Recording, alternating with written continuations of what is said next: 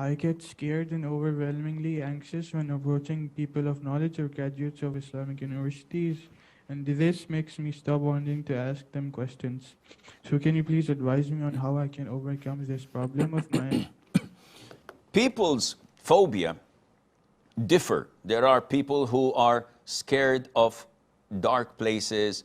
There are people who are scared of closed areas. There are people who are scared of clowns. And your phobia is the first that I encounter, Farouk. And excuse me, I'm not making fun of it, but it's illogical. The students of the Islamic University of Medina, they're like any other students.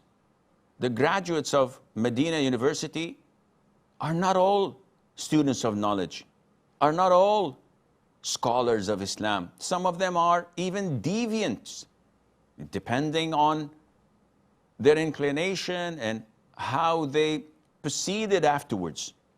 Yes, to get a degree from the Islamic University or from the University of Muhammad ibn Saud, the University of Imam, whether in Medina, whether in Riyadh or Unayza or elsewhere, to get a degree from Al-Qura University in Mecca. These are all prestigious universities. And most likely, graduates would be decorated students of knowledge, but not always. Some of them graduate with a degree, maybe in master's or so, and they end up driving Uber or working in a restaurant. They don't pursue what they've learned, and they don't share it with the Muslims, and they don't teach and research and do what they're supposed to do. Number one. Number two, your phobia and fear of asking them questions is generated by shaitan. The Salaf, the righteous predecessors among the scholars, used to say, knowledge is not attained by someone who's arrogant or shy. An arrogant person says, I'm not going to learn from him. What does he know? What degree does he hold? Who is he? He's just a celebrity. He's just a famous person. I don't care about him or where he got his knowledge. I'm not going to listen to him. This arrogant person will never learn. He will always be an ignorant imbecile. A shy person would never learn. Why?